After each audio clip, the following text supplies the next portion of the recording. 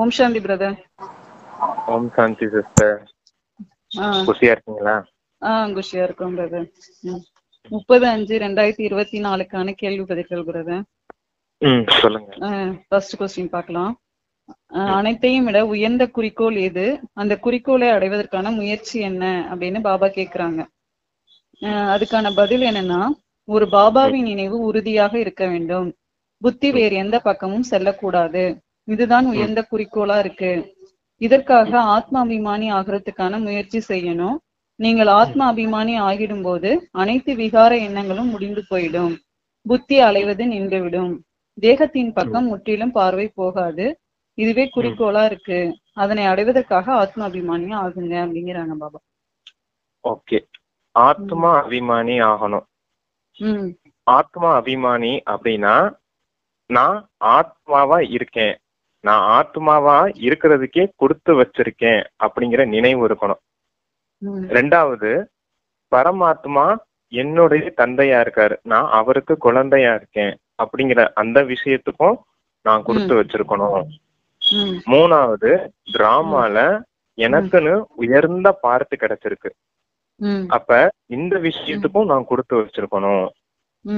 அப்புறம் நாலாவது விஷயம், பரிவாரம், அலௌகீக பரிவாரமா இருக்கட்டும் இல்ல லௌகீக பரிவாரமா இருக்கட்டும், குடும்பம், பரிவாரம்னா குடும்பம். அப்ப இந்த பரிவாரத்துல அவங்கவுங்க பலகீனங்களை வெளிப்படுத்துறாங்க. வெளிப்படுத்தும் போது நான் என்னுடைய முயற்சியை காட்டி நான் தகுதி அடைகிறேன். என்னைய அவங்க பலகீனங்களை வெளிப்படுத்துறது மூலமா எனக்கு தான் அவங்க முயற்சி செய்ய வச்சு தகுதி உடையவரா ஆக்குறாங்க. எப்படின்னா அவங்கதான் என்னையே தேவதை ஆக்குறதுக்கு ஒரு நிமித்தமா இருக்காங்க அப்படிங்கிற இந்த நினைவுக்கும் நான் கொடுத்து வச்சிருக்கணும். அப்படிங்கிற நினைவு தான் ஆத்ம அபிமானி நினைவு. நான் ஆத்மாவா இருக்கேன், பரமாத்மாவுக்கு நான் குழந்தையா இருக்கேன். இந்த டிராமால எனக்குன்னு உயர்ந்த பார்த்து கிடைச்சிருக்கு. இந்த பரிவாரம் மொத்தமும் எனக்கு நன்மை செய்யறதுக்காகவே இந்த டிராமா உருவாக்கி கொடுத்திருக்கு அப்படிங்கிற நினைவு எப்பவுமே இருக்கணும். இந்த 4லயும் உங்களுக்கு அசைக்க முடியாத நிச்சய புத்தி இருக்கணும். இந்த நினைவுகளுக்கு பேர் தான் ஆத்மா அபிமானி நினைவு. நெக்ஸ்ட், குரு மற்றும் சத்குருவின் வித்தியாசம் என்ன என்று பாபா கேக்குறாங்க. சத்குருவார் அப்படின்னு நம்ம சொல்றோம் வியாழக்கிழமைய இல்லையா? குருவார்னு சொல்வது தவறாகும். இது சத்குருவார் ஆகும். குருக்கள் நிறைய பேர் இருக்காங்க, சத்குரு ஒரே ஒருவர் தான் இருக்கார். நிறைய பேர் தன்னை குரு என்றும் சொல்லிக்கிறாங்க, சத்குரு என்றும் சொல்லிக் கொள்றாங்க. குரு மற்றும் சத்குரு என்பதுல வித்தியாசம் இருக்கு. இத நம்ம புரிஞ்சிருக்கிறோம்னு சொல்றாங்க பாபா. சத் என்றால் உண்மை, சத்தியமானவர், உண்மையானவர் என்று ஒரே ஒரு நிராகர் தந்தையை மட்டும்தான் சொல்ல முடியும், மனிதர்களை அல்ல. சத்தியமான ஞானத்தை ஒரே ஒரு முறை ஞானக்கடலாகிய பாபா வந்து கொடுக்கிறாரு. மனிதர்களுக்கு ஒருபொழுதும் சத்தியமான ஞானத்தை கொடுக்க முடியாது. சத்தியமானவர் ஒரே ஒரு நிராகார தந்தை மட்டும்தான் அப்படின்னு சொல்றாங்க பாபா. அப்ப குரு சத்குரு ரெண்டுக்கும் கம்பாரிசன் சொல்றாரு. சத்குரு அப்படின்னா சத்தியமான குரு. மற்ற மனிதர்கள் எல்லாமே சாதாரண குரு தான். அவங்க சத்குருன்னு சொல்றதுக்கு அவங்களுக்கு உரிமை இல்லை. சத்தியமான குரு ஒரே ஒரு முறைதான் இங்க வாராரு. அவர்கிட்ட இருந்துதான் நம்ம முக்தியின் மற்றும் ஜீவன் முக்தியின் ஆஸ்தி அடைய முடியும். இந்த மனிதர்கள் கிட்ட இருந்து எப்படி முக்தியின் ஜீவன் முக்தியின் ஆஸ்தி அடைய முடியும் உங்களால? அவங்கள நீங்க ஃபாலோ பண்ணி நடக்கிறதுனால அவங்களே முதல்ல முக்திக்கு போறது இல்லையே அப்படிங்கறத இப்பதானே தெரிஞ்சிருக்கீங்க. அவங்களே முக்தியின் ஜீவன் முக்திக்கான வழியை காட்டுறாங்கன்னு சொல்றாங்க. ஆனா அவங்க சரீர விட்ட உடனேயே அவங்க முக்திக்கு போனாங்களா ஜீவன் முக்தி போனாங்களான்னு உங்களுக்கு எப்படி தெரியும்? ஏதோ குருமார்கள் அவங்க செய்யறாங்க, சரீரம் விட்டோடனே அவங்க சொர்க்கத்தை அடைஞ்சிட்டாங்கன்னு பக்தர்களா புரிஞ்சுக்கிறாங்க, அவங்க ஃபாலோவர்ஸ் எல்லாம் புரிஞ்சுக்கிறாங்க. அதன் அடிப்படையில தான் சொல்றாங்களே தவிர உண்மையான விஷயம் யாருக்குமே தெரியாது. நிராகார தந்தை எப்ப இங்க வந்து நமக்கு இந்த ஞானக்கடல், அந்த நிராகார தந்தை தான் ஞானக்கடல். அவர் வந்து எப்ப இந்த ஞானத்தை சொல்லி உங்களுக்கு புரிய வைக்கிறாரோ அப்பதான் உங்களுக்கு சத்தியமான வழியே கிடைக்குது. அந்த சத்குரு கிட்ட இருந்துதான், நிராகார தந்தைங்கிற சத்குரு கிட்ட இருந்தா உங்களுக்கு முக்தி மற்றும் ஜீவன் முக்தியின் ஆஸ்தி கிடைக்குது அப்படிங்கறத சொல்றேன். நெக்ஸ்ட் கொஸ்டின், யாருக்கு ஞானம் இல்லை, யார் நமக்கு கற்பிப்பதில்லை அப்படின்னு பாபா கேக்குறாங்க. பிரம்மா பாபா வந்து யாருக்கும் ஞானம் கொடுக்க முடியாதுன்னு பாபா சொல்றாங்க. பிரம்மாவிடம் ஞானம் கொஞ்சமும் இருக்கவில்லை, இவருக்குள் முழு ஞானமும் இல்லை என்று இப்போது கூட சொல்கிறோம். முழுமையான ஞானம் ஞானக்கடல் பரமபிதா பரமாத்மாவிடம் தான் இருக்குது. பாபாவும் சொல்றாங்க, பிரம்ம பாபா, நான் கூட உங்களை போல மனிதராக இருக்கிறேன் என்று இவர் பிரம்ம பாபா கூட சொல்றாராம். இவருக்குள் சக்திக்கான விஷயமே கிடையாது, தந்தை தான் கற்பிக்கிறாரு, பிரம்மா கற்பிக்கிறது இல்ல. இந்த பிரம்மா பாபா கூட அவரிடமிருந்து கற்று பிறகு கற்பிக்கிறார் அப்படிங்கிறாங்க பாபா. அப்ப பிரம்மா பாபா கூட நம்மளை போல ஒரு முயற்சியாளர் தான். அவரு ஒரு ரதம் தான் பரமாத்மாவுக்கு. பிரம்ம பாபா வந்து ஒரு ரதம் தான். அவரும் பரமாத்மா கிட்ட இருந்து ஆஸ்தி அடையக்கூடியவரா தான் இருக்காரு. முரளியிலே சொல்றாரு இல்லையா, பரமாத்மாவை இவர் என்னுடைய மனைவின்னு ஒரு நேரம் சொல்லுவார் பிரம்மா பாபாவை. இன்னும் ஒரு சில நேரம் இவர் தான் எனக்கு மூத்த மகன் அப்படின்னு சொல்லுவாரு. அப்ப குழந்தைகளான உங்களுக்கு இவர் மூலமா நான் கொடுக்கிற ஞானம், இவர் தான் ஒரு மீடியேட்டர். சரியா? குழந்தைகளுக்கும் பரமாத்மாவுக்கும் ஒரே தொடர்பு இவர் தான். இவர் மூலமா தான் புது உலக ஸ்தாபனை படைக்கப்படுது. இருந்தாலும் இந்த பிரம்மா கூட உங்களுக்கு ஞானம் கொடுக்கறது இல்ல. அந்த நிராகார தந்தை பரமாத்மா தான் உங்களுக்கு ஞானம் கொடுக்கறாரு. ஆனா இவர் மூலமா கொடுக்கறாரு அப்படிங்கறத சொல்றாரு. அப்ப பிரம்மா பாபாவும் ஒரு முயற்சியாளர் தான் அப்படிங்கறதையும் சொல்றாரு. நெக்ஸ்ட், சக்தி என்றால் என்ன என்று பாபா கேக்குறாங்க. அதுக்கு பதில் என்னன்னா, நான் கூட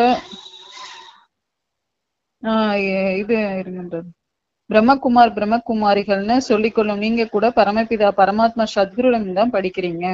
உங்களுக்கு அவரிடம் இருந்து சக்தி கிடைக்குது. சக்தி என்றால் யாரையும் ஓங்கி அடித்தால் அவர் கீழே விழுந்து விடுவார் என்கிற அர்த்தம் இல்ல. இது ஆன்மீக தந்தை மூலமாக கிடைக்கும் ஆன்மீக சக்தியா இருக்கு. நினைவு பலத்தின் மூலம் நீங்கள் அமைதியை அடைகிறீங்க மற்றும் படிப்பின் மூலம் உங்களுக்கு சுகமும் கிடைக்குது அப்படிங்கிறாங்க பாபா. சக்திங்கிறது நான் என்னன்னா தேக பலத்தை சொல்றது இல்ல, ஆன்ம பலத்தை சொல்றாரு சக்தின்னு. இப்ப நமக்கு கொடுத்திருக்காங்க இல்லையா அஷ்ட சக்திகள் அப்படின்னு, அது மனசுக்காக கொடுக்கப்பட்ட சக்தி. இப்ப அப்பாவை நினைவு செய்யும் போது ஞானம் அப்பா புத்திக்கு கொடுக்கறாரு. அந்த புத்தியில இருக்க ஞானத்தை செயல்படுத்துறதுக்கு சக்தி வேணும் இல்லையா? அந்த மனசுக்குரிய சக்திய அப்பாவுடைய நினைவு பலத்துல இருந்து தான் நம்ம எடுக்கிறோம். நினைவு யோகா செய்யும் போதுதான் அந்த சக்தி கிடைக்குது, மனதுக்கு சக்தி கிடைக்குது. அப்பா நம்ம கிட்ட சொல்லுவார் இல்லையா, லைட் ஹவுஸாவும் இருக்கணும் மைட் ஹவுஸாவும் இருக்கணும் அப்படின்னு. லைட் ஹவுஸ்னா ஞானம்ங்கிறது லைட்டு, சரியா? ஞானம்ங்கிறது வெளிச்சம். இன்னொன்னு மைட் ஹவுஸ் அப்படின்னா சக்தி. மைட்னா சக்தி, ஆல் மைட்டி அத்தாரிட்டின்னு சொல்றோம் இல்லையா? அப்ப சர்வ சக்திவான் அப்படிங்கிறதுக்கு அந்த மைட்னா சக்தின்னு அர்த்தம், மைட் ஹவுஸ். அதுதான் கிருஷ்ணர் கையில ரெண்டு இதா காட்டியிருப்பாங்க மேல. எப்படின்னா சங்கு இருக்கிறது வந்து ஒரு வெளிச்சம் பிரகாசமா இருக்கிறதுமா இருக்கும், அது லைட் ஹவுஸ். இன்னொரு கையில சுயதர்சன சக்கரம் இருக்கும், அதுதான் மைட் ஹவுஸ். சரியா? லைட் ஹவுஸ் மைட் ஹவுஸ் ரெண்டுமே இருக்கணும், அத சொல்றாருப்பா. நெக்ஸ்ட், எதில் உழைப்பிற்கான விஷயம் இல்லை என பாபா சொல்றாங்க. எப்படி வந்து மற்ற ஆசிரியர்கள் வந்து உங்களுக்கு கற்பிக்கிறாங்களோ அது போல பாபா கூட கற்பிக்கிறாரு. பிரம்மா கூட கற்கிறாரு, மாணவராகவும் இருக்காரு. தேகதாரிகள் அனைவருமே மாணவர்கள் தான். பாபாவுக்கு தேகம் கூட கிடையாது, அவர் நிராகாரமானவரா இருக்காரு, அவர் தான் கற்றுத்தர்றாரு.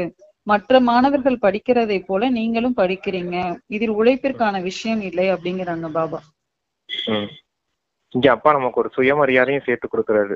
நீங்க நாள்தோறும் நான் பரமாத்மா கிட்ட கூடிய மாணவனா இருக்கேன், த காட்லி ஸ்டூடெண்ட் அப்படிங்கிற நினைவுலயே சுயமரியாதையில இருந்தீங்கன்னா அஹோ சௌபாக்கியம் அப்படின்னு சொல்லுவாரு. சௌபாக்கியம் அப்படின்னா 100% பாக்கியசாலிகள்னு அர்த்தம். சௌனா 100ன்னு அர்த்தம், பாக்கியம் அப்படின்னா சௌபாக்கியசாலிகள், 100% பாக்கியசாலிகள் ஆனவர்கள். இந்த நினைவுலயே இருக்கும்போது எப்ப பரமாத்மா என்னுடைய ஆசிரியர், நான் அவருடைய மாணவன் அப்படிங்கிற நினைவுல இருக்கும்போது. நெக்ஸ்ட் பாபா எல்லைக்குட்பட்ட படிப்பை பற்றி என்ன சொல்றாங்க அப்படின்னு பார்த்தோம்னா, படிக்கும் போது வந்து எப்போதும் பிரம்மச்சரியத்துல இருக்கிறாங்களாம். பிரம்மச்சரியத்துல இருந்து படித்து முடித்த பிறகு விகாரத்துல போயிடுறாங்க. மனிதர்களோ மனிதர்களை போலவே பார்க்க தென்படுறாங்க. இவர் இந்த மனிதர், இவர் சட்டம் பயின்றவர், இவர் இந்த ஆபீசர்லாம் சொல்றோம். படிப்பின் மூலம் பட்டம் கிடைக்குது. ஆனால் அதே உருவம்தான். அந்த எல்லைக்குட்பட்ட படிப்பை பற்றி நீங்கள் தெரிஞ்சிருக்கிறீங்க அப்படிங்கிறாங்க பாபா. இந்த எல்லைக்குட்பட்ட படிப்பு ஒரு எல்லைக்குள்ளதானே இருக்கும். இப்ப டாக்டர்னா டாக்டர் தான் சொல்லிக்க முடியும், அவரை லாயர்னு சொல்ல முடியாது இல்லையா? இப்ப லாயருக்கு படிச்சிருக்கவங்கள இன்ஜினியர்னு சொல்ல முடியாது இல்லையா? அப்படி எல்லைக்குட்பட்ட படிப்பு ஒரு குறிப்பிட்ட லெவலுக்குள்ளதான் இருக்குது அப்படிங்கிறதையும் சொல்லிட்டு, பட்டம் படிக்கிறப்ப இளமையில கற்கிறதுனால அவங்க பிரம்மச்சரியத்துல இருக்காங்க. ஒரு வயசு வரைக்கும், ஒரு 15-20 வயசு வரைக்குமே பிரம்மச்சரியத்துல இருந்து தானே படிக்கிறாங்க. படிப்பு மண்டையில ஏறணும், புத்தியில இருக்கணும் அப்படின்னாலே பிரம்மச்சரியத்துல இருந்தாதான் உங்க புத்தி நல்லா வேலை லௌகீக படிப்பே பிரம்மச்சரியத்துல இருந்தாதான் இருக்கும்போதுதான் நல்லா வேலை செய்யும். ஆமா. இல்லறத்துல போயிட்டோம்னா, இப்ப விகாரத்துல போயிட்டோம்னா புத்தி அந்த அளவுக்கு உங்களுக்கு ஷார்ப்பா வேலை செய்யாது, படிக்கிறதுக்கும் சிரமமா இருக்கும். இப்ப கூட சொல்றாங்க இல்லையா, சின்ன வயசுல படிச்சது மாதிரி என்னைய இப்படி மேரேஜ் ஆனதுக்கு அப்புறம் படிக்க முடியல அப்படின்னு சொல்றாங்க இல்லையா? காரணம் என்ன? புத்தியில எப்பவும் விகார சிந்தனைகள் இருந்துகிட்டே இருந்துச்சுன்னா நம்மளால கவனம் கொடுக்க முடியாது. புத்திய மயக்கக்கூடிய இந்த விகாரங்கள். அப்ப புத்தியில எப்படி ஞானம் உட்காரும்? அதேதான் இந்த படிப்புக்கும் சொல்றாரு. நீங்க பிரம்மச்சரிய விரதத்துல இருக்கும் போதும் ஞானத்தின் ரத்தினங்களை உங்க புத்திங்கிற தங்க பாத்திரத்துல சேமிக்க முடியும். புத்திங்கிறது தங்க பாத்திரமா இருக்கணும். தங்க பாத்திரத்துலதான் சிங்கத்தின் பால் சேமிக்கப்படும் அப்படின்னு சொல்றாரு இல்லையா? அதுதான் பிரம்மச்சரியத்துல இருக்கணும்ன்றத குறிப்பா சொல்றார். நெக்ஸ்ட், அவர்களுக்கே அமைதி கிடைக்காத போது அவர்கள் எப்படி அமைதியை கற்றுத்தர முடியும்னு பாபா கேக்குறாங்க. யார சொல்றாங்கன்னா சாது சன்னியாசிகளை பத்தி தான். சாது சன்னியாசிகள் போன்றோர் எந்த சாஸ்திரங்களை படிக்கிறாங்களோ மற்றும் கற்றுத்தர்றாங்களோ அது ஒன்றும் பெரிய விஷயம் இல்லை. அதன் மூலம் யாருக்கும் அமைதி கிடைக்க முடியாது. அவர்களே அமைதிக்காக முட்டி மோதிக்கிறாங்க. ஒருவேளை காட்டில் அமைதி கிடைக்குதுன்னா ஏன் அங்கிருந்து திரும்பி வர்றாங்க? முக்தியை யாருமே அடைகிறதே இல்ல. யார் யார் வந்து ராமகிருஷ்ண பரமஹம்சர் போல் நல்ல பெயரோடு சென்றனரோ அவர்கள் கூட மறுபிறவி எடுத்து எடுத்து கீழே தான் வர்றாங்க. பாத்தீங்கன்னா முக்தி, ஜீவன் முக்தி யாருமே அடைகிறது இல்லைங்கிறாங்க பாபா. அவங்கள பத்தி சொல்றப்ப தமோ பிரதானம் ஆயே திறனும். உங்களுக்கு வந்து குருவிடம் என்ன கிடைத்ததுன்னு யாராவது கேட்டா அமைதி கிடைக்குதுன்னு சொல்லுவாங்க. ஆனால் ஒன்றுமே கிடைக்கிறது இல்ல. அமைதி என்பதன் அர்த்தம் கூட தெரியாம இருக்கிறாங்க. பாபா ஞான கடல்னு குழந்தைகளாக நீங்கள் இப்ப புரிஞ்சிருக்கிறீங்க. மற்ற எந்த சாது சன்னியாசிகள் குருக்கள் போன்றோர் அமைதி கடல் ஆக முடியாது. மனிதர்கள் யாருக்கும் உண்மையான அமைதியை கொடுக்க முடியாது. அமைதி கடல் ஒரே ஒரு தந்தை மட்டும்தான், அவர் நமக்கு கற்றுத்தர்றாரு என்ற நம்பிக்கை முதல்ல குழந்தைகளாக உங்களுக்கு இருக்கணும் அப்படிங்கிறாங்க பாபா. அப்ப இந்த சாது சன்னியாசிங்கெல்லாம் முக்தி அடைகிறதுக்காக முயற்சி செய்யறாங்க. அதுவும் நம்மளும் பார்த்திருக்கோம். என்னென்ன முயற்சி செய்யறாங்க அப்படின்னா, அந்த வாசி யோகம்னு ஒண்ணு செய்யறாங்க. அது செய்யறாங்க, மூச்சு பயிற்சி செய்யறாங்க வாசி யோகம்னு. அப்புறம் சக்கரா தியானம், அடயோகம், அப்படி சக்கரா தியானம்னு சில பயிற்சி எல்லாம் செய்யறாங்க.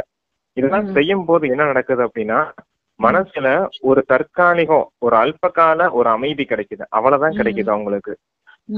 அந்த கொஞ்ச நேரத்துக்கு தான் அந்த அமைதி இருக்கும். திருப்பி அந்த பயிற்சியை விட்ட உடனே திருப்பி மனசு மறுபடியும் அலப்பாய ஆரம்பிக்கும்.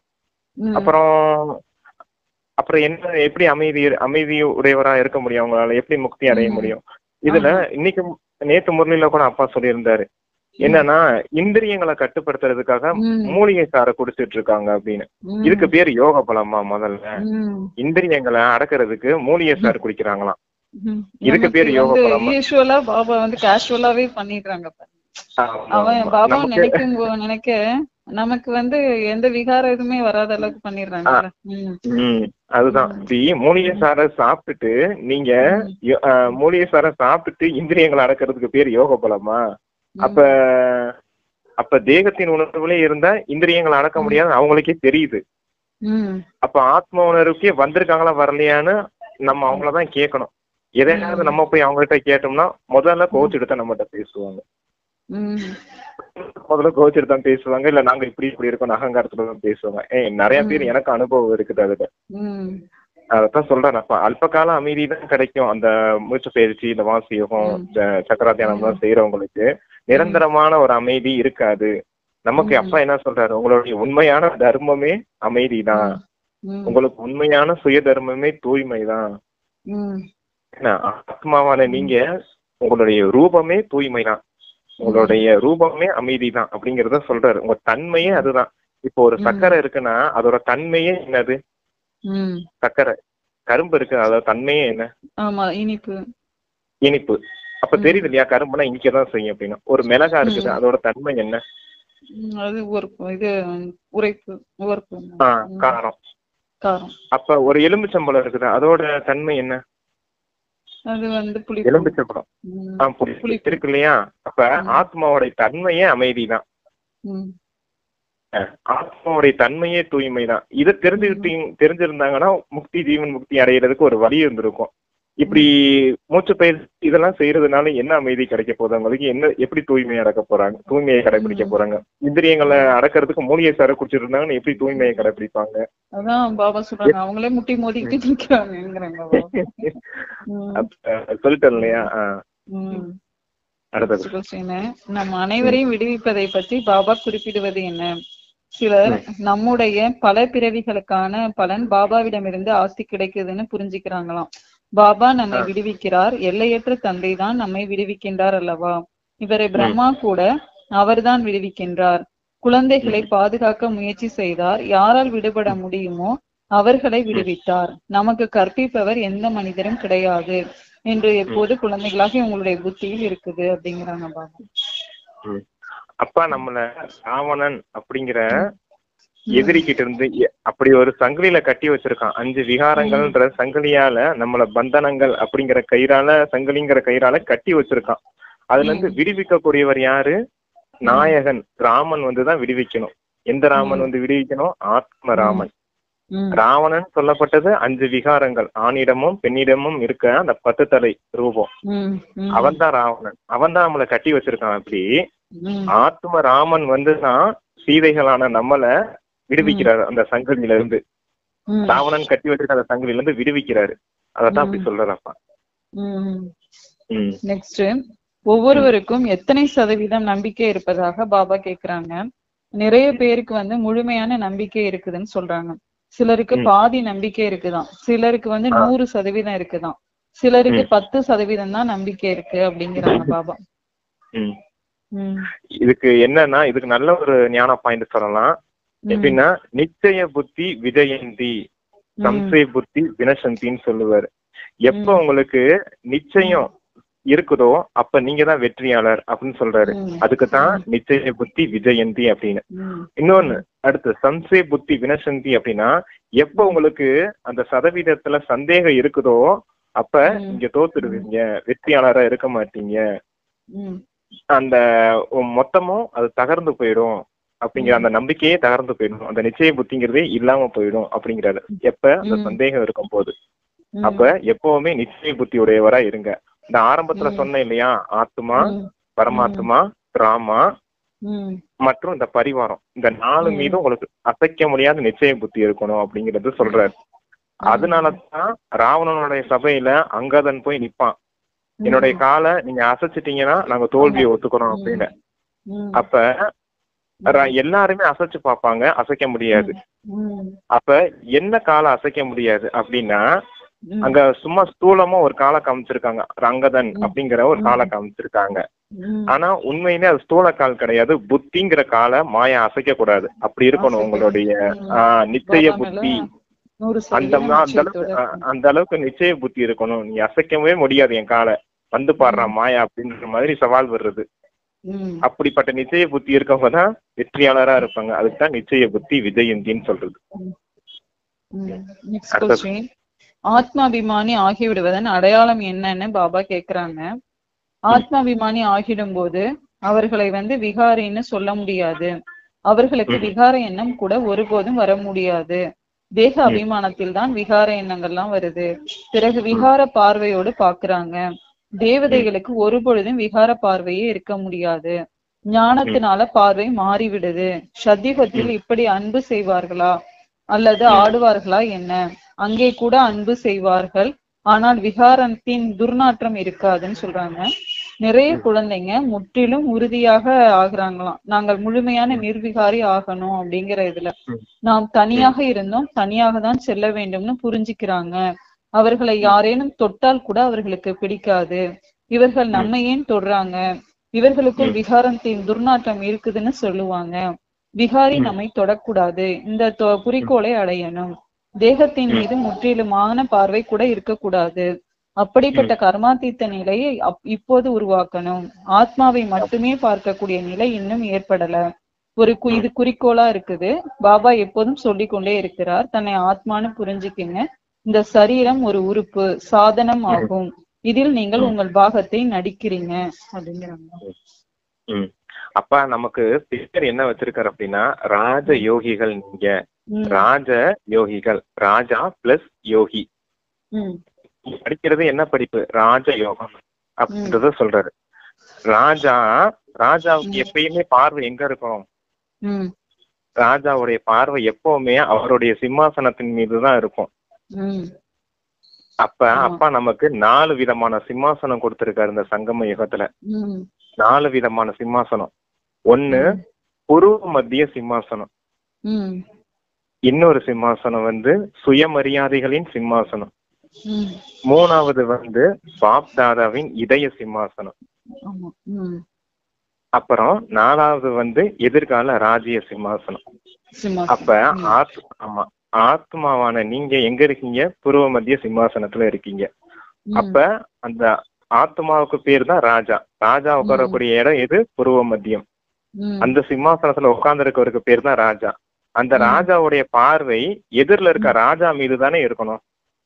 ஒரு ராஜாவோட பார்வை எதிரில இருக்கவங்க ராஜானா, எதிரில இருக்கவங்க புருவ மத்தியில உட்கார்ந்து இருக்கிறதும் ஒரு ஆத்மா தானே. அவங்க சிம்மாசனத்துல உட்கார்ந்து இருக்கறதும் அது ஆத்மா தானே. அப்ப ராஜாவுடைய பார்வை ராஜா மீது தானே இருக்கணும். அதை விட்டு எதுக்கு அந்த தேகத்தின் மீது உங்களுக்கு பார்வை போகுதுன்னு கேட்பாரு சொல்ல முடியல. ஆமா, ராஜாவோட பார்வை கருவிங்கிறாங்க பாபா. அந்த தேகம் ஒரு கருவி, ஒரு சாதாரண இந்திரியங்கள் உங்களுக்கு வேலைக்காரர்கள் தான். ராஜாவோட பார்வை ராஜா மீதுதான் இருக்கணும். எதுக்கு வேலைக்காரர்கள் பக்கம் போகுது அப்படிங்கறத சொல்றது. புரியுதா? அப்ப நம்மளுடைய பார்வை, நீங்க ராஜ யோகிகள், உங்களுடைய பார்வை ராஜா மீதுதான் இருக்கணும். யோகாவும் ஆத்ம உணர்வுல இருக்கிறதுக்கு பேர் தான் யோகா. நீங்க ராஜாவா இருக்கீங்க பிளஸ் யோகாவும் பண்றீங்க, அதனாலதான் உங்களுக்கு பேர் ராஜ யோகின்றத சொல்றாருப்பா. அதனாலதான் உங்க பார்வை எப்பயுமே ராஜா மீதுதான் இருக்கணும். எதிரில இருக்க ஆத்மாவை மட்டுமே நீங்க பாக்கணும். ஏன்னா ஆத்மாவுக்கு பேர் தானே ராஜான்னு சொன்னேன். இது படிப்பிற்கான விஷயமே தவிர வேறு எதற்கான விஷயமும் இல்லைன்னு பாபா கேக்குறது என்ன அப்படின்னா, இவருக்குள்ள சக்தி இருக்குதுன்னு நிறைய பேர் சொல்றாங்க. ஆனா சக்திக்கான எந்த விஷயமும் கிடையாது. இது படிப்பா இருக்கு. எப்படி மற்றவர்கள் படிக்கிறாங்களோ அது போல இவர்களும் படிக்கிறாங்க. தூய்மைக்காக எவ்வளவு தலையை உடைச்சு கொள்ள வேண்டியதா இருக்கு. இதற்கு மிகுந்த உழைப்பு தேவைப்படுது. அதனாலதான் பாபா சொல்றாரு, ஒருவரை ஒருவர் ஆத்மானே பாருங்க. சத்தியுகத்தில் கூட நீங்கள் ஆத்மாபிமானியா இருக்கிறீங்க. அங்கே ராவண ராஜ்யமே கிடையாது, விகாரத்தின் விஷயமே கிடையாது. இங்கே ராவண ராஜ்யத்துல அனைவரும் விகாரியா இருக்கிறாங்க. ஆகையினால பாபா நிர்விகாரி ஆக்குறாரு. நிர்விகாரி ஆகவில்லை என்றால் தண்டனை அடைய வேண்டி இருக்கும். ஆத்மா தூய்மை ஆகாமல் மேலே செல்ல முடியாது. கணக்கு வழக்கை முடிக்க வேண்டி இருக்குங்கிறாங்க பாபா. இங்கேயும் சொன்னார் இல்லையா, நீங்க எப்பவும் ஆத்மா உணர்வுலயே இருக்கணும், ஆத்மாவை மட்டுமே பார்க்கணும். கணக்கு வழக்கம் முடிக்கணும்னா நீங்க தூய்மை ஆகணும். உங்க பார்வை, நீங்க உங்களுக்கு எதையுமே மாத்தணும் அவசியம் கிடையாது. உங்க பார்வையை மட்டும் மாத்திருங்க, மொத்தமா எல்லாமே மாறி போயிடும். நீங்க ஆத்மாவை பாக்குற பயிற்சியை மட்டும் கொண்டுட்டு வந்துருங்க அப்படிங்கறத சொல்றாரு. 2 விஷயம் சொல்வாரு, பார்வை மற்றும் உள் உணர்வு. உங்களுடைய பார்வை எப்பயும் ஆத்மா மீது இருக்கணும். அந்த உள் உணர்வு எப்படி இருக்கணும் அப்படின்னா, சகோதர ஆத்மா, சகோதர ஆத்மா அப்படிங்கிற இந்த 2 விஷயத்த மட்டுமே கொண்டுட்டு வந்துருங்க. கொண்டுட்டு வந்துட்டீங்கன்னா உங்களுடைய எல்லா புருஷார்த்தமும் இதுலயும் முடியும் அப்படின்னு சொல்லுவார். பார்வை மற்றும் உள் உணர்வின் வைப்ரேஷன்ஸ்னால நீங்க வரம் அளிக்கக்கூடிய வரதானி மூர்த்தியா மாறிடுவீங்க அப்படின்னு சொல்லுவார். இப்ப ஜட சிலைகள் கூட எப்படி வச்சிருக்காங்க, அந்த கோயில்ல எல்லாம் பாத்தீங்கன்னா வெறும் பார்வையினாலே சக்தி கிடைக்குதுன்னு தான் பக்தர்கள் சொல்றாங்க. பார்வை மூலமா தான் நமக்கு அந்த ஜட சிலைகள் எல்லாம் நமக்கு சக்தி கொடுக்கறது மாதிரி காமிச்சிருக்காங்க. அவங்களோட போனாலே அந்த சிலைக்கு போனாலே பக்கத்துல போனாலே நமக்கு ஒரு அமைதி கிடைக்குது, ஒரு கருணை கிடைக்குது. உங்களுடைய கண் பார்வை கூட எங்களுக்கு கிடைக்காதா தேவி சக்தி அப்படின்னு தானே பாடுறாங்க. தேவன் தேவி முன்னாடி தான் அப்படி கேக்குறாங்க. அப்ப எவ்வளவு முக்கியத்துவம் இருக்குதுன்னு பாருங்க அந்த பார்வைக்கு. எப்படி தவம் கிடக்குறாங்க பாருங்க நம்ம பார்வை கிடைக்கணும் அப்படிங்கிறதுக்காக. அப்ப எந்த அளவுக்கு அந்த பார்வைக்கு நம்ம முக்கியத்துவம் இருக்கணும்ன்றத நம்ம யோசிச்சுக்கணும். என்ன சொல்லிட்டாரப்பா, ராஜாவா பாருங்க ஆத்மாவா பாருங்க அவ்வளவுதானே சொன்னாரு. இத கூட ஏன் உங்களால செய்ய முடியாது? என்னென்னமோ கஷ்டப்படுறாங்க, மண்டையை உடச்சுக்கிட்டு இருக்காங்க அவங்க என்னென்னமோ செய்யறதுக்கு. மூடியை குடிச்சு பாக்குறாங்க, என்னென்னமோ மூச்சு பயிற்சி செஞ்சு பாக்குறாங்க. அதுல எல்லாம் கிடைக்காதது இந்த ஒரு பார்வையில மாத்துறதுனால உங்களுக்கு இவ்வளவு பாக்கியம் கிடைக்குதுங்கிறத நீங்க புரிஞ்சுக்கோங்க அப்படிங்கறத சொல்றேன். நெக்ஸ்ட் क्वेश्चन, நமக்கு யார் மீது முழு நம்பிக்கை ஏற்பட்டு விட்டால் எதன் மீதும் புத்தி அலைப்பாயாதுன்னு பாபா கேக்குறாங்க. யாருக்கு முழுமையான நம்பிக்கை இல்லையோ அவர்கள் முழுமையாக படிக்க முடியாது, தூய்மையாக முடியாது. அரைக்கல்பமாக தூய்மையற்று இருந்தவர்கள் ஒரு பிறவியில் 21 பிறவிகளுக்கான தூய்மை ஆகிவிடுவதுங்கிறது சித்தி விடா என்ன. முக்கியமானது காம விகாரத்தின் விஷயம் ஆகும். கோபம் போன்றவற்றின் விஷயம் அவ்வளவு கிடையாது. எங்காவது புத்தி செல்கிறது என்றால் பாபாவை கண்டிப்பாக நினைக்கவில்லை என்பதாகும். பாபாவின் நினைவு உறுதியாகிவிட்டால் பிறகு எந்த பக்கமும் புத்தி போகாது, அலைபாயாதுங்கிறாங்க. இதுதான் மிக உயர்ந்த குறிக்கோள்ங்கிறாங்க பாபா. அப்பாவை நினைவு செய்ய ஆரம்பிச்சிட்டோம்னா ஏன் அப்படி புத்தி எங்க பக்கம் போகாது? உண்மையான சுகமே யோகத்துலதான் கிடைக்குது நமக்கு. அப்பா அவரே சொல்றாரு இல்லையா, நான் தான் உண்மையான சாக்ரீன், உங்களுக்கு ஸ்வீட்டே நான் தான். என்ன சங்கம யுக நேரத்துல நீங்க அதீந்திரிய சுகத்துல இருக்கணும், இந்திரியங்களின் சுகம் இல்ல. காம விகாரம், இந்த ருசியா சாப்பிடணும், கறிமீன், கண்களால கண்டதை பார்க்கணும், சினிமா பார்க்கணும், காதுகளால வீணான விஷயங்கள கேட்கணும், இந்த மூக்கால சில இந்த வாசனைகள் எல்லாம் சுவாசிக்கணும் அப்படிங்கறதெல்லாம் இந்திரிய சுகங்கள். அப்ப நினைவுனால நமக்கு என்ன கிடைக்குது அப்படின்னா இந்திரிய சுகங்களா, அத்தீந்திரிய சுகம், இந்திரியங்களால அனுபவிக்க சுகம்தான் சிற்றின்பம்னு சொல்றது. ஆனா அதீந்திரிய சுகம்ன்றது பேரானந்தம், பேரின்பம். இதை அடைகிறதுக்கு தான் அவ்வளவு பேர் முயற்சி செஞ்சுட்டு இருக்காங்க. அப்பா நமக்கு சிம்பிளா சொல்லி கொடுத்துட்டு இருக்காரு. உண்மையான சாக்ரீனே நான் தான், அதீந்திரிய சுகத்தை என்கிட்ட இருந்து அவங்களால அடைய முடியும். அப்ப நீங்க நினைவுல வந்தாதான் அந்த சுகங்கள் உங்களுக்கு கிடைக்கும் அப்படிங்கிறது சொல்றாருப்பா. நெக்ஸ்ட், எதை கஷ்டமாக மனிதர்கள் புரிந்து கொள்றாங்க அப்படின்னு பாபா கேக்குறாங்க. தூய்மையின் விஷயத்தை கேட்டு நெருப்பில் எரிந்து போறாங்களாம். இப்படிப்பட்ட விஷயங்களை யாரும் ஒருபோதும் சொன்னதே இல்லையே, எந்த சாஸ்திரத்திலயும் கிடையாது அப்படின்லாம் சொல்றாங்க. இதை மிகவும் கஷ்டமா புரிஞ்சுக்கிறாங்க அப்படிங்கிறாங்க பாபா. ஆமா, இது இன்னும் சிம்பிளா சொன்னா ஒரு காமெடியெல்லாம் நடக்கும் இங்க. எப்படின்னா ஒரு ருத்ராட்ச கொட்டை இருக்குன்னு வச்சுக்கோங்களேன், அது கழுத்துல போடுறதுக்கு பயப்படுவாங்க.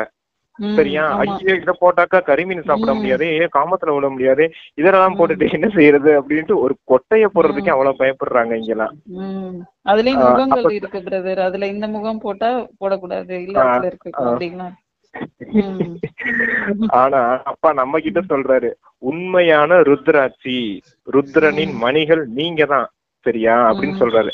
அந்த ருத்ரம்னா என்னதுன்னா ஆத்மாவுடைய ஒரு அடையாளம் தான் ருத்ரம், அந்த மணி. உங்களுக்கு புரியுதா? ஆத்மா புள்ளியா, ஒளி புள்ளியா வட்டமா இருக்கும் இல்லையா, அது ஒரு ஸ்தூல பொருளா அப்படி ஒரு கொட்டை மாதிரி காமிச்சிருக்காங்க. ஆத்மா சின்னதா ஒளி புள்ளியா இருக்குன்றது நமக்கு தெரியும், அதேதான் ஸ்தூல கொட்டையா காமிச்சிருக்காங்க. உண்மையான ருத்ராட்சி நீங்க தான் அப்படின்னு நமக்கு சொல்றாரு அப்பா. ஆத்மா நீங்க தான் உண்மையான ருத்ரனின் மணிகள். அப்ப நான் உங்களை கழுத்து மாலையா உங்களுக்கு போட்டிருக்கேன்னா, கழுத்து மாலையில போட்டிருக்கிறத என்ன போட்டிருப்பாங்க? ருத்ரவட்சிக்கு தானே போட்டிருப்பாங்க கழுத்து மாலையா.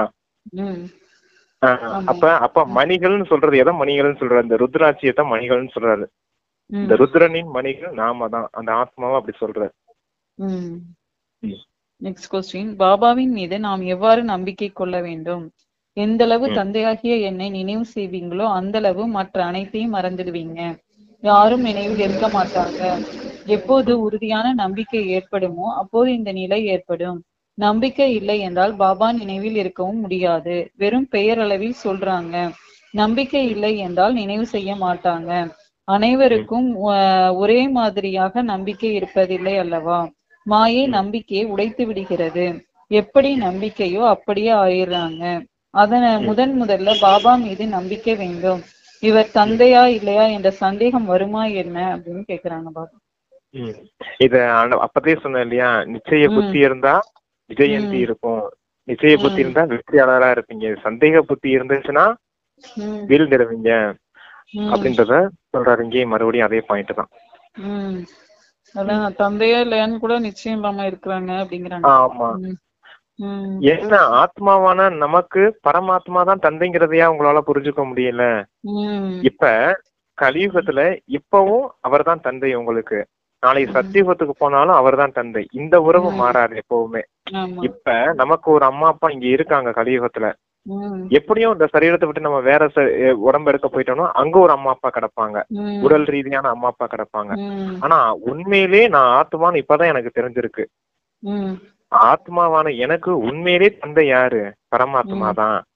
அப்படிங்கிற இந்த விஷயத்தையும் உங்களால ஞாபகம் வச்சுக்க முடியலன்னு கேக்குறாரு. என்னைய நீங்க இன்சல்ட் பண்றீங்க, உங்க அப்பாவையும் உங்களால நினைவு செய்ய முடியல. இந்த உலகத்திலேயே ரொம்ப ஈஸியான புருஷார்த்தம் கொடுத்தது இந்த பிராமணர்களுக்கு தான் நம்மளுக்கு சொல்லுவாரு. அப்பாவை நினைவு செஞ்சாலே வெக்கம் இல்லையா, வெக்கமா இல்லையா கேட்பாங்க. உங்களை அப்பாவை நினைக்க கூட முடியலன்னா வெக்கமா இல்லையா கேட்டிருக்காங்க. அதத்தான் ஈஸியான புருஷார்த்தம். அப்பாவை உங்களுடைய உண்மையான அப்பாவை நினைக்கிறதுனால உங்க பாவ கர்மா அழியுது ஒண்ணு. அவரை நினைக்கிறதுனாலயே உங்களுக்கு பல மடங்கு பாக்கியமும் அடையுது, கிடைக்குது. ரெண்டாவது, இன்னும் மூணாவது, அதன் மூலமாவே இந்த உலகத்துக்கும் சேவை ஆகுது, நினைவுல மட்டுமே. அந்த சேவையின் பாக்கியத்தினாலே உங்களுக்கு ஆசீர்வாதங்கள் கிடைக்குது. அதன் மூலமாவே நீங்க பூஜைக்குரிய ஆத்மாவா மாறுறீங்க.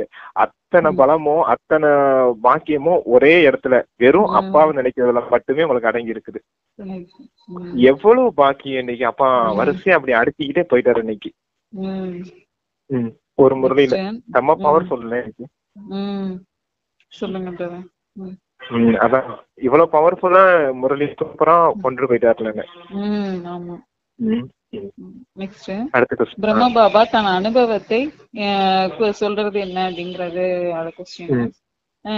சிருஷ்டியின் எனக்கு பாபா சொல்றாங்க, பிரம்மா பாபா சிருஷ்டியில படைப்பவர் மற்றும் படைப்பை பற்றி நான் தெரிஞ்சிருக்கல அப்படிங்கிறாங்க. இவர் பிரம்மா பாபா கூட சொல்றாரு இந்த மாதிரி, எனக்கு யாரேனும் சொல்லுவார்களா என்ன? எனக்கு பிரம்மா 12 குருக்கள் இருந்தாங்களாம் அவருக்கு.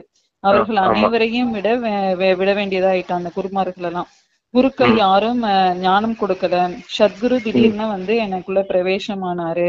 என்ன ஆக போகிறது என்று எனக்கு அப்போது தெரியல. அர்ஜுனனுக்கு சாட்சாத்காரம் செய்வித்ததாக கீதையில் கூட இருக்குது இல்லையா?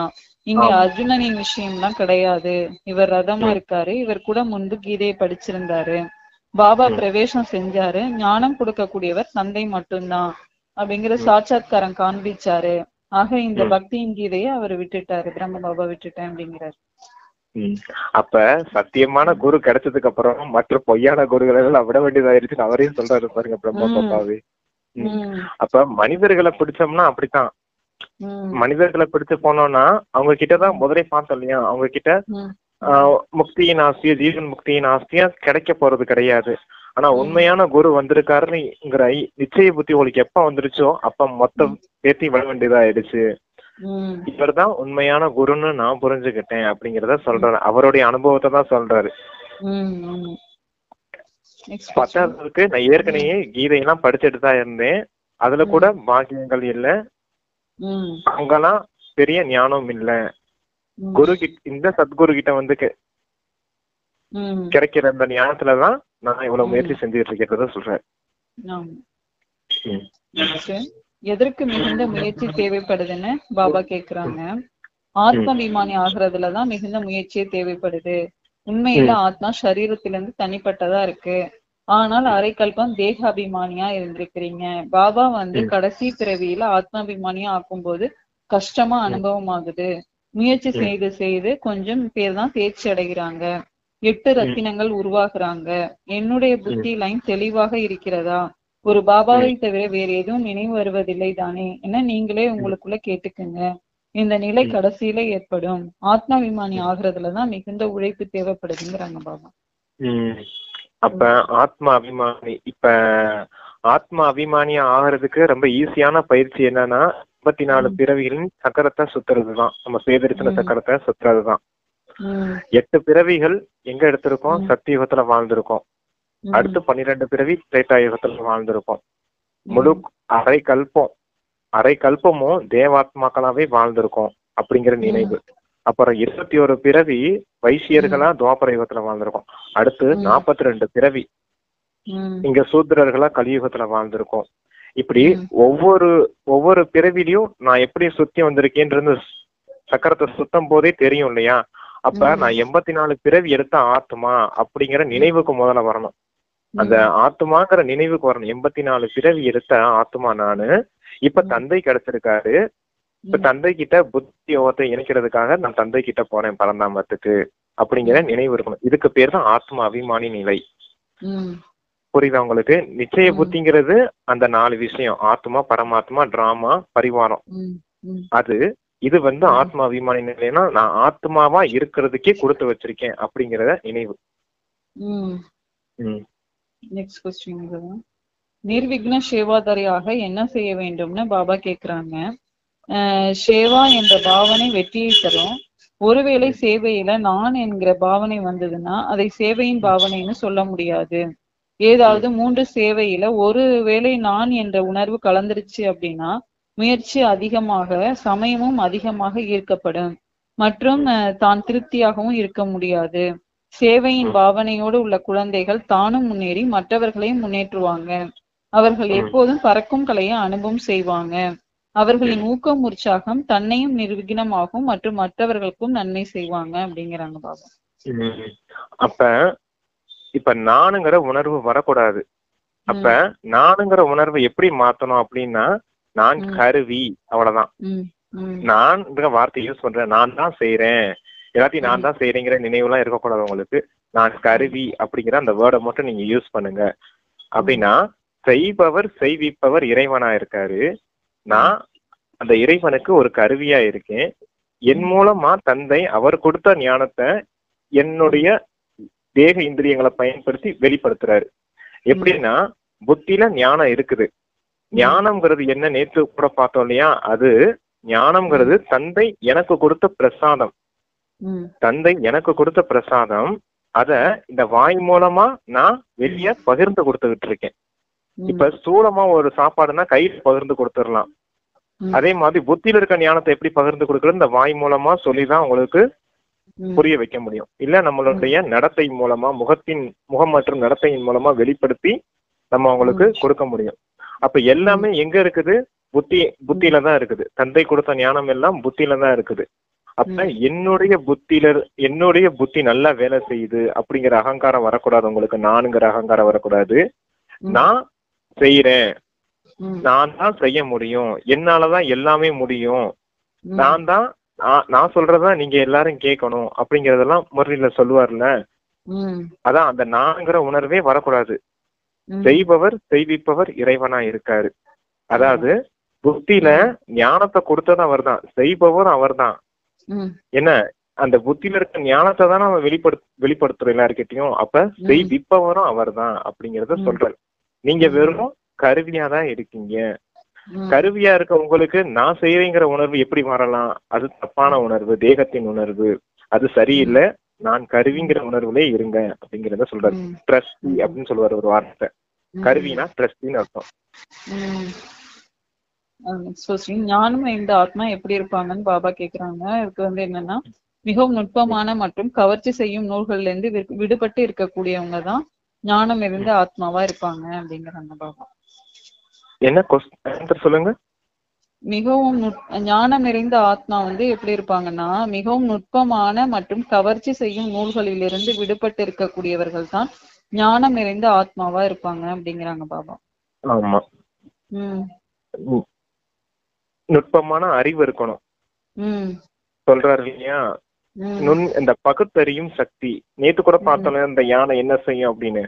எதை செய்யணும் எதை செய்யக்கூடாது அப்படிங்கறத தீர்மானிக்கிற அந்த பகுத்தறியும் சக்தி இருக்கணும் உங்களுக்கு.